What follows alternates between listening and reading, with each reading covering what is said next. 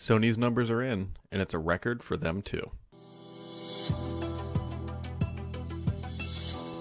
We are now on the back half of earnings season. Last week, we got Microsoft's earnings, and we can extract the Xbox information from there. And today, we are getting Sony's information, and no surprise, Sony had a record revenue when it comes to gaming.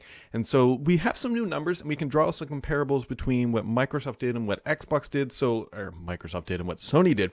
And so let's just dive in. So Sony announced that they shipped 4.5 million PlayStation 5s. Now, key being here that they said they shipped, but given that you can't really even buy a PlayStation 5 right now and that they're all sold out everywhere, I think it's fair to say that they sold 4.5 million PlayStation 5s, minus any that were potentially damaged or got returned or something like that. So they sold quite a few.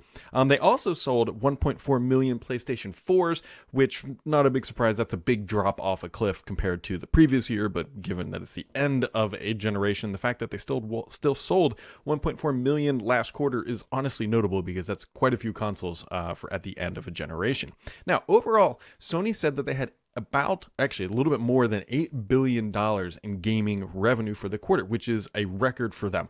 And Microsoft, as a comparable, said that they had $5 billion in revenue for the same quarter. So you can get a little bit of an apples to apples comparison there about how large both of these gaming businesses are inside of each company, and they are substantial. Now, obviously, Sony's is $3 billion larger than Microsoft's, but it looks like the gap, at least this latest quarter, did close a little bit, but we'll have to see if that was more of like a flash in the pan or if this is more of a systemic thing where Microsoft is closing that gap overall. It's something we can watch honestly each quarter. Now, a couple other notes here. Sony said that they had 114 million active users on the PlayStation Network in the quarter, and of which 47.4 were million PlayStation Plus subscribers, which means that they added 1.5 million PlayStation Plus subscribers in that quarter, or about 8.5, we'll say, million PlayStation Plus subscribers over the year. That's substantial. I mean, you're adding a 1.5 million new paying subscribers in a quarter.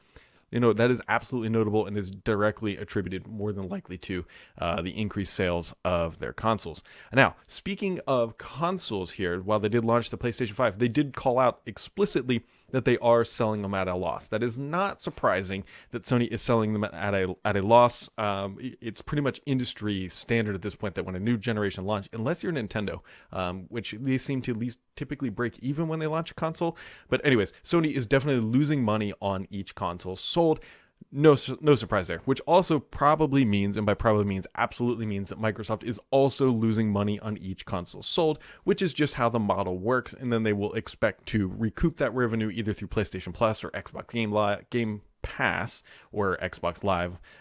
That is typically how the model works. We don't know what their actual cost is, but considering Microsoft is selling the Xbox Series S at $299, they're definitely losing money if Sony isn't even making a profit on theirs at $399 or potentially even $499 if you get one with a disc drive. So just keep that in mind, that par for the course, that everybody is losing money. Now, we can do a little bit of a comparison here. We talked a little bit about how $5 billion for Xbox and $8 billion, but there's also, we can look at the Xbox Live monthly active users. Microsoft said that they had over 100 million Xbox Live active users on a monthly basis. Keep in mind, those are not all paying. And Sony has 114 million online users through PlayStation. So there's about a 14 million user gap. Again, another figure that we can watch to better understand how these two services are selling. You remember, last generation with the PlayStation 4 and the Xbox One, it was about a 2-to-1 ratio. From every 2 PlayStations sold,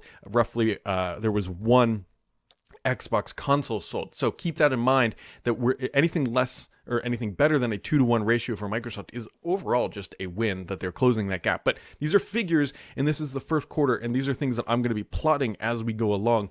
The challenge will be is not both companies don't always release every single number every single time. I mean, Microsoft doesn't even tell us how many consoles they sold, but we know that it was less than 4.5 million. How do we know that? Well, Microsoft quite literally said, hey, we started building our console later than we wanted. We didn't get as many out the door. They did have record revenues and all that, but they did not ship as many consoles as they wanted. And so clearly Xbox Series X and S combined is less than 4.5 million of what Sony did, but we don't know that scale. And the one thing that Sony did not provide, at least I haven't seen it yet, they haven't given us a guidance on when the console will become like not readily available, I guess, if that's the right term, like when you can walk into a Best Buy and just grab one off a shelf. Microsoft said, hey, it's going to be at least June. That's what their targeting estimates mean. Sony did not provide explicit direction on that, so just keep that in mind. The common denominator here is obviously AMD. AMD produces the chips for both the GPU and the CPU for both the Xbox and PlayStation consoles, and so if they're not kicking chips out the door, these manufacturers clearly cannot, obviously put together a box and ship it out. So look for constrained supply going forward. There was also some talk about how retailers, at least overseas, were starting to limit anybody who might potentially look like a scalper from buying these things. That's just the nature of the business. If money's to be made, people will figure out how to do it. But overall, an extremely healthy quarter for Sony. There's no other way to describe it. $8 billion in revenue is a phenomenal number, and it's good for the gaming industry as a whole. Just keep that in mind. Now we have Stadia on the other side, which is doing some interesting things, but the proof is in the pudding, especially for Sony here. So other sort of gaming things that came out yesterday that I at least found interesting. So EA also announced their earnings, and they did well. But one of the things I think is worth pointing out is EA Play subscriber base doubled last quarter to 13 million. Thanks to its inclusion in Game Pass Ultimate. So they roughly doubled. So half of 13 is 6.5. So here's an interesting sort of mind exercise, if you will. So Microsoft said that they had 18 million Game Pass subscribers. I guess it's not technically Game Pass Ultimate, but they had 18 million. And if EA is saying that they doubled, meaning they added about 6.5. It could mean that roughly, this is a perfect figure. It could mean roughly 1 in 3 Game Pass subscribers in some capacity are also playing EA titles. The point here is that EA saw monumental growth from their inclusion in Game Pass Ultimate. No surprise there, right? It's included, right, if you're already paying for that. It made it a better value. Microsoft, again, you can guarantee will be dangling this carrot in front of everybody else, looking at you, Ubisoft, or anybody else who has this type of service that said, look, if you put stuff in our Game Pass Ultimate subscription plan, I don't know what the business mechanics are yet on the back end. I'd love to know what EA is getting for the inclusion of this stuff. It's a lucrative offer. We've said that time and time again. So overall, the gaming industry looks incredibly healthy right now. Gearbox actually just sold for, I think it was for over $1 billion. And so there's a lot of money flowing around, especially into these gaming companies. Now, the question is, how long is this momentum going to be sustained? That's a really good question. It's pretty clear, at least for Microsoft and Sony, that it should be sustained for a while, as long as the consoles keep selling out. We haven't even gotten close to the tipping point of where there's market saturation of people just being able to casually walk in and say, okay, the early adopters have grabbed up all the hardware. We are far from that, potentially even 6 months based on Microsoft's estimates, somewhere around there. That's when we will start to better understand the momentum in the gaming industry. Are there more new people joining into the gaming world, like buying consoles for the first time? That answer isn't really known. We could get some early survey data, but again, we all know that early adopters are going to be buying the consoles as soon as they can get it, especially people who are upgrading.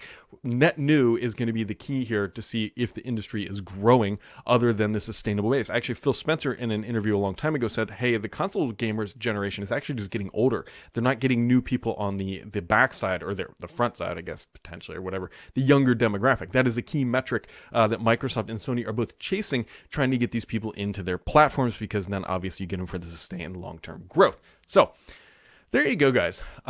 We've been waiting for these PlayStation numbers. We don't have any clue about Xbox sales. We could probably do some backwards math and try to understand, but we know that it might be 2 to 1, but that's last generation, so we don't have an understanding. There was an analyst who put out prior to these that they thought that PlayStation will be around 6 million and that Microsoft would be somewhere around 3 million, but considering that Sony came out at 4.5, kind of just pours a little bit of water, cold water on some of those figures, because again, they're just guesses, and it won't be until we get some supply chain analytics in that will give us some better information. Potentially through game sales, we might be able to understand, but even that gets really complicated because retail game sales aren't like what they used to be last generation, right? A lot of digital stuff is happening this day. I buy almost all my games exclusively digitally anymore. I don't really have a desire to buy a disc, water under the bridge or whatever. So we need to be looking out for just more information about Microsoft sales and how they're going to relate to Sony's. Potentially, we might be able to do some funkiness with the online play. I'm trying to think through here in real time, which isn't always a good thing to do. So I got to work through that. Anyways, as always, guys, the only BS on this channel is me because you need to keep it locked here as we dive more into the data.